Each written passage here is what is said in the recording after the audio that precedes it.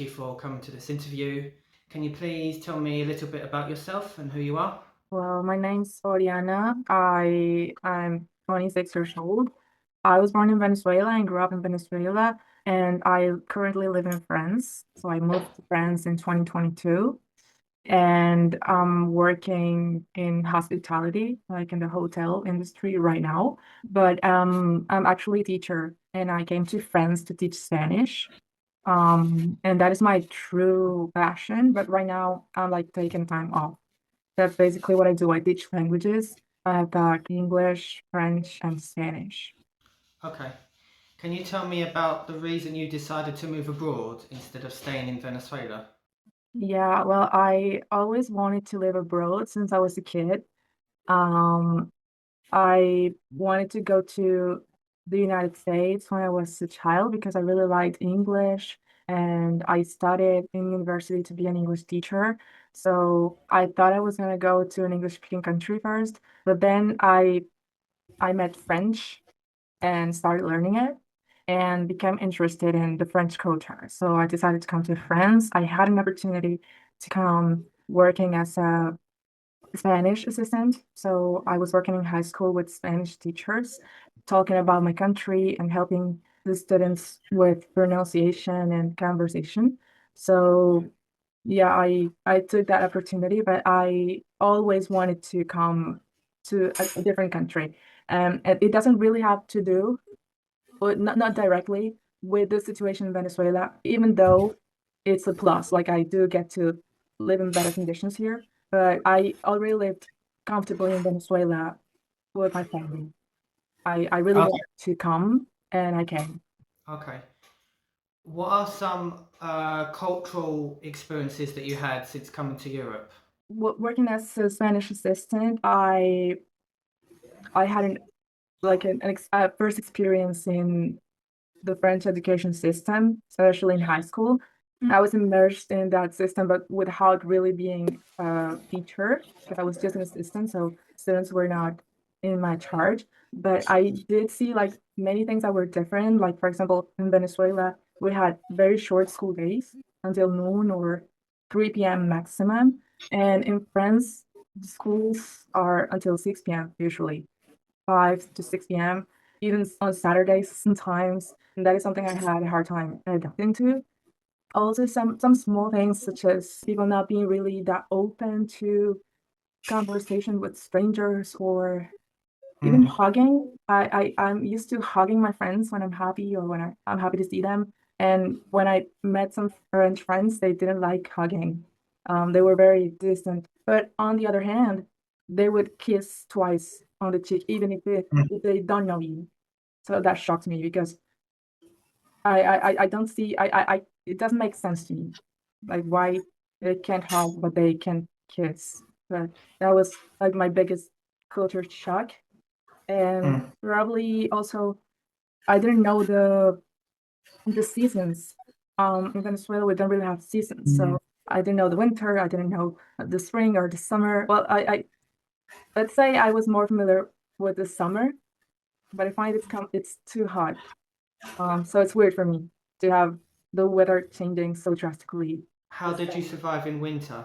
No, actually, I actually discovered I like cold weather. I really like Right. it.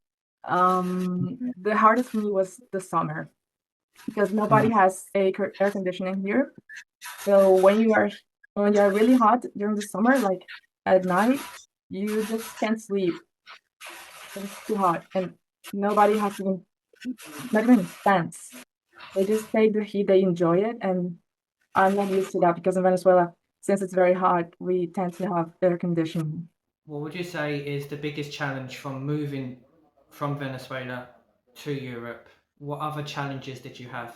I think one of the main challenges was to live alone for the first time.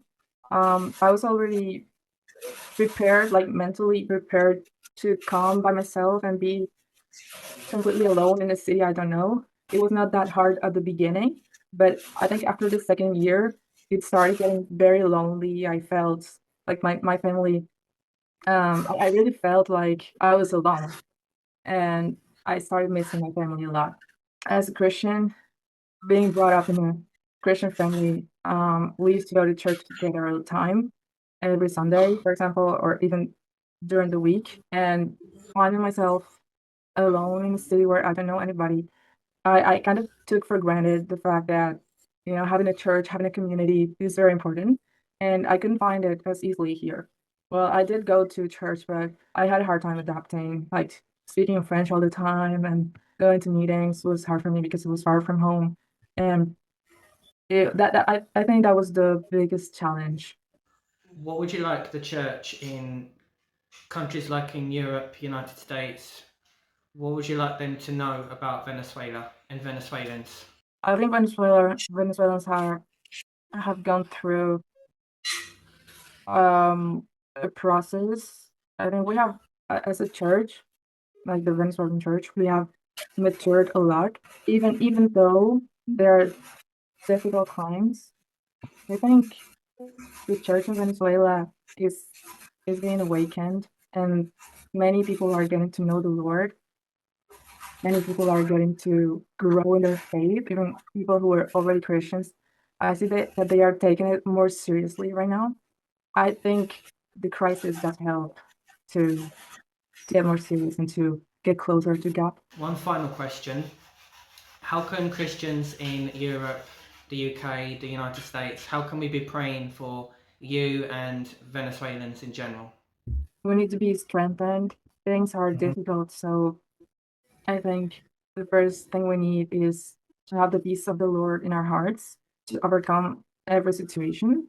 I think even Venezuelans who are abroad are suffering. Like we are all looking at what's going on, and we are all praying, and we are all um, worried about it too.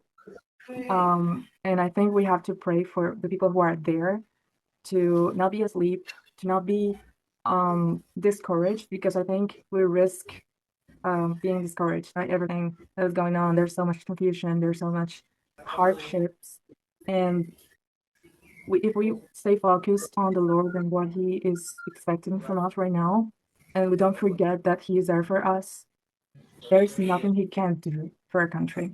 So I think the most important thing is to remain focused. So if you want to pray for the Venezuelan people, please pray that we can be strengthened in our faith and that we can be focused not on the bad things that are going on, but on Jesus. He has been working for our good.